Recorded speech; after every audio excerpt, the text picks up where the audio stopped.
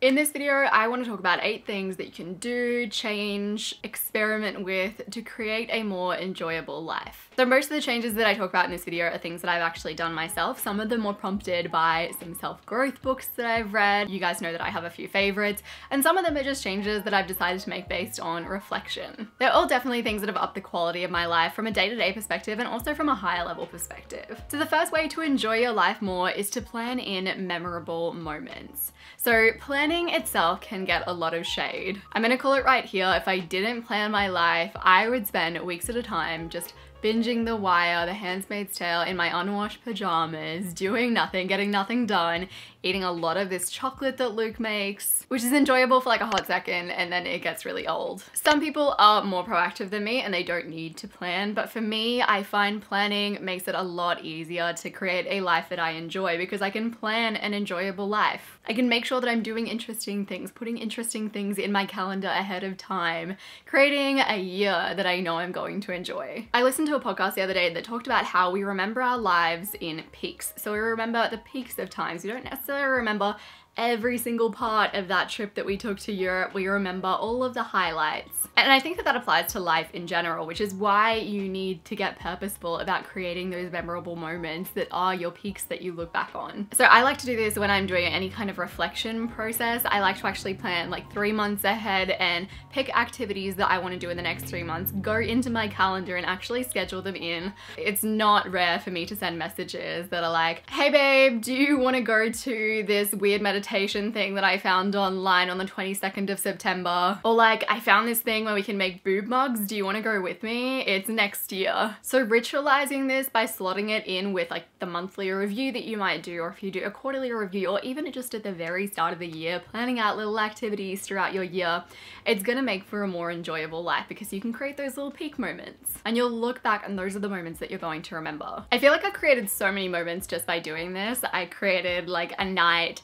watching the Brene Brown special on Netflix with one of my close friends, and that's like a real memorable moment for me. It was a really good time. Going to the sunflower fields, I think that I planned in going to Greenhouse Bathhouse doing that as well. I went to a Dream Life workshop, Find Your Five workshop. There are just so many things that I planned into my life that I otherwise wouldn't have if I didn't get intentional about planning memorable moments in and creating those little peaks. The next way to create a more enjoyable life is to batch knock off the unenjoyable, which kind of sounds contradictory to the title, but this is all about minimizing the unenjoyable stuff in your life. So you guys watch me do this on like a monthly basis. I do life admin videos where I just tick off all these to-dos that I really don't usually want to do. It'll be things like calling people and booking myself in for my car service, or cleaning that area of my house, or finally decluttering that thing that I've been meaning to declutter forever. I just do all of those nagging, annoying tasks. I batch them into one day and get it over with until the next life admin day. Sometimes you might have to schedule in more than one life admin day a month because things pile up, but it creates a more enjoyable life because it helps to stop you from constantly nagging yourself about those annoying things that you need to do.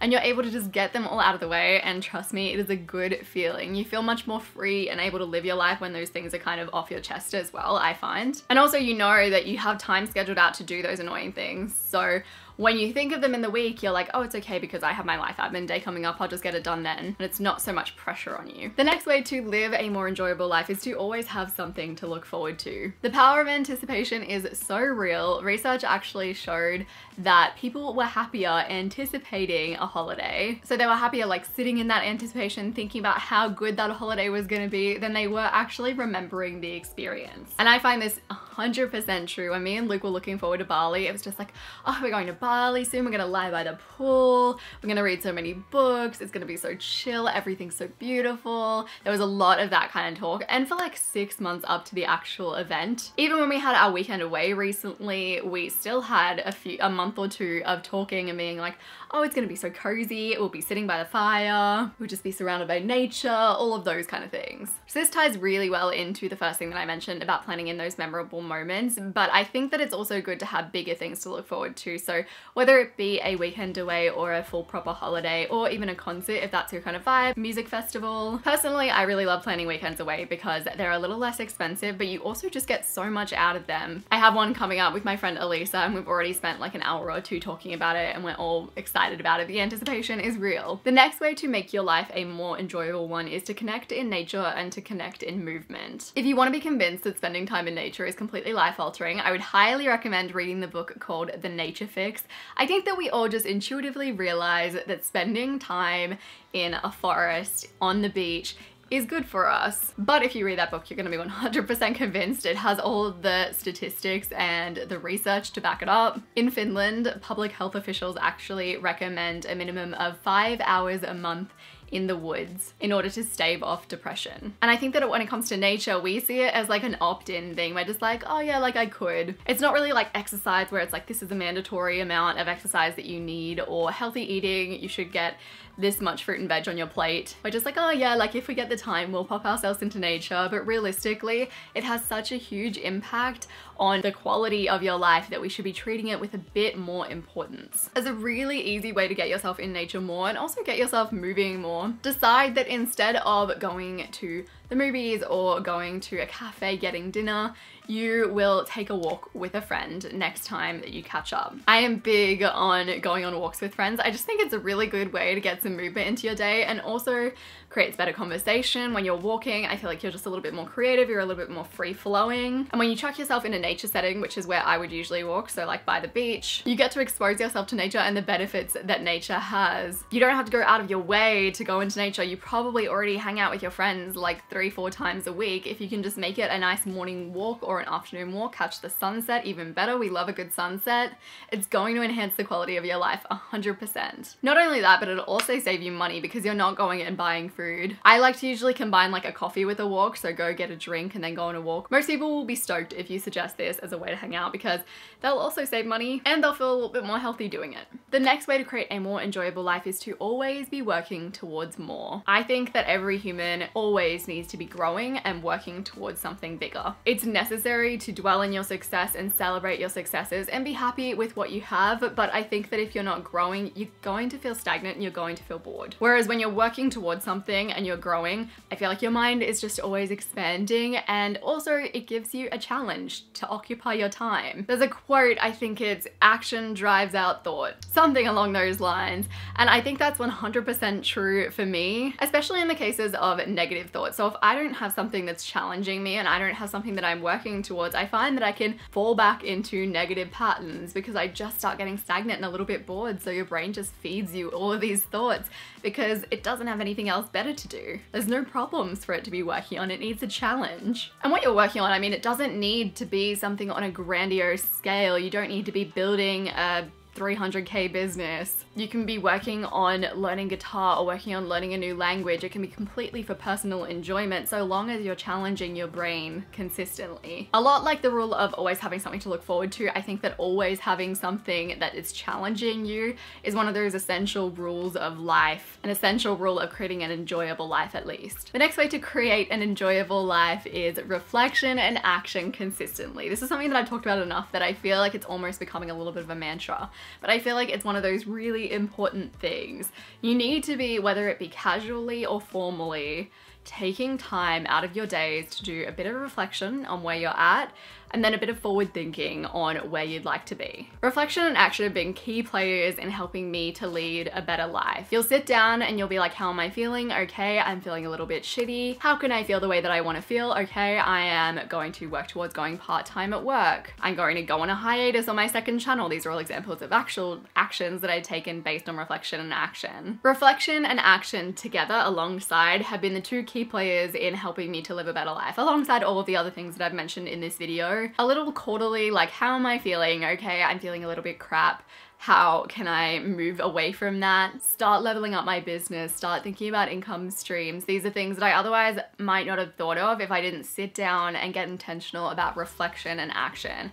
I think the key to reflecting properly is to make sure that you're ready to actually take the action after that reflection, because otherwise it's pointless. You can reflect all that you want and recognize all of the patterns, but if you don't do anything to change either your mindset or to change your circumstance and make things a little bit better for yourself, things just aren't going to get better. I also think that too much reflection can drive you a little bit crazy. Just like too much planning can drive you a little bit crazy, too much reflection can drive you a little bit crazy. So I recommend with reflection, keep it on a monthly basis or on a quarterly basis, because otherwise you will start to take the reflection process a little less seriously and you won't actually take action. It'll feel redundant, it'll feel boring, it won't feel purposeful. So just keep it intentional and keep it few and far between. The next way to create a life that you enjoy is to remove the things that you don't enjoy. So when it comes to living an enjoyable life, it's all about maximizing those things that you know are going to make your life better, as we've already talked about, planning in those memorable moments. And it's also about minimizing the things that you know don't make life enjoyable for you. If you haven't already gone through my how to figure out what you want video, that's gonna be a really helpful one to help you to figure out what you don't enjoy. I've actually had quite a few amazing messages about that workbook in particular, so I really recommend going through it. I myself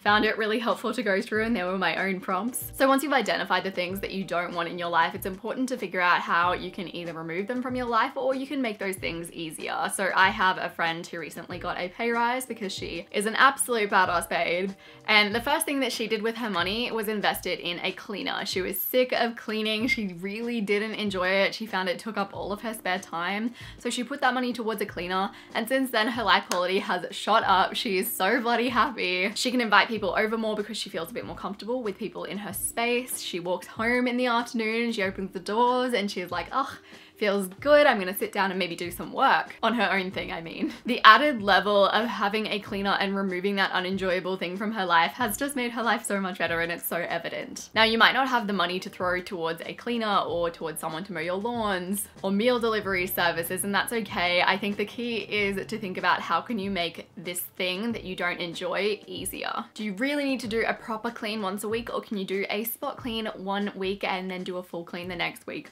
Or can you talk to your partner and negotiate who does what? Maybe you can do the cooking and they can do the cleaning. Can you Pomodoro it a little bit so that you're condensed and you only have a certain amount of time to do the cleaning, and that's all the time that you spend on the cleaning for the week? I'm just using cleaning as an example. You might be someone who loves cleaning. I know that those people are out there. We need you in this world. But you're gonna have other things in your life that you really don't enjoy. So think about how you can minimize the impact that they have on your life and make them a little bit easier or maybe a little bit more enjoyable. So the next thing to do to create a more enjoyable life is to figure out exactly what it is that is going to make your life the most enjoyable. I think that creating a better life starts with a level of self-awareness, so knowing yourself and knowing what works for you. If you haven't done this yet, start getting intentional about documenting the things that light you up during the day. You might want to get an app that reminds you every once in a while, I know that these exist, to log how you feel and then write down what you're doing at that point in time. That could be helpful for you. Or even just at the end of the day, writing down what you enjoyed most in the day, and eventually you're going to start seeing a pattern. So for me, I know really well that pools, love them. Lying in the sun, one of my favorite activities. Lying in the sun with a juice, oh, makes it even better. Eating new amazing vegan food that I'm really excited about, it ranks pretty bloody high. I also know that what doesn't rank highly are big nights out, anything related to cold weather and aircon, shopping centers, and being around certain people. Creating a list of all of those things that bring you joy, that you go back to, you revisit, you add to,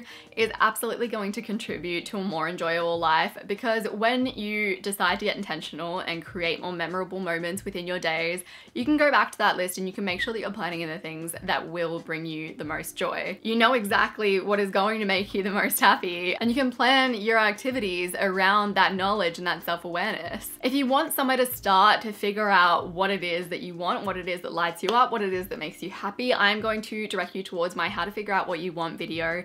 I feel like it is going to be an incredibly helpful resource for you if this is something that's a little bit new. I'm gonna have that linked on the screen and down below. Even if it's something that's not that new, it's probably going to be helpful for you. So give that a watch and download the workbook that's associated with it as well. I appreciate you so much, and I will see you soon.